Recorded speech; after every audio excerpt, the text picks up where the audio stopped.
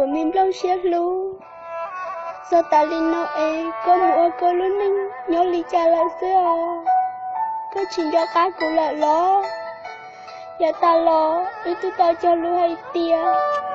Nếu xếp luôn một cậu ta tiền nó nè. Cô lý cha nó. Giờ kê xếp luôn, giờ kê bao xua. Rồi giờ ý ra đó nó lại xưa lo. Chạy có tới một ta luôn này rằng là tụi này con vô. Chả có chuyện cho cụ. Tiếc có chuyện cho.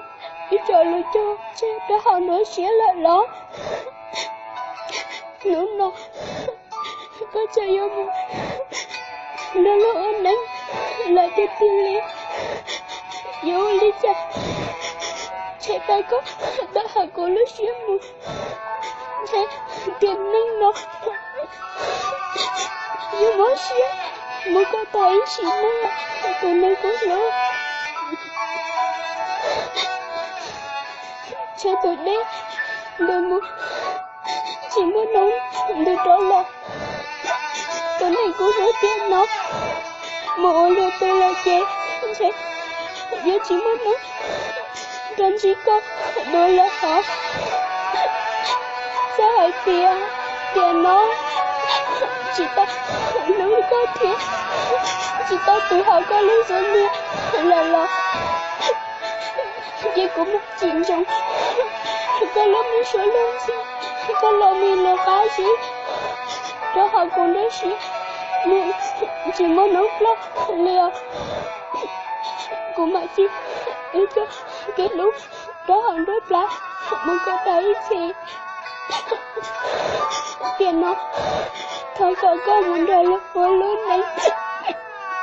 Cô chẳng đơn thì chủ mua thật ba chỉ là xưa.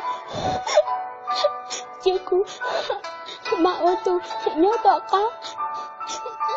Chị cũng mà đi do có một con ta có tiền nó xứ. Cô thiệt đó có bao hỏi tiền. Họ lúc khán đâu nó có tiền như tụi cái này cũng họ luôn biết thế nào.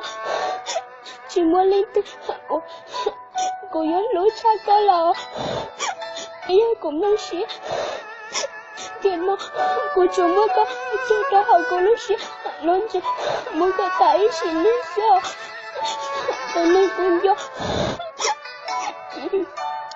cả lý nói có tới một ta lớn nên rồi là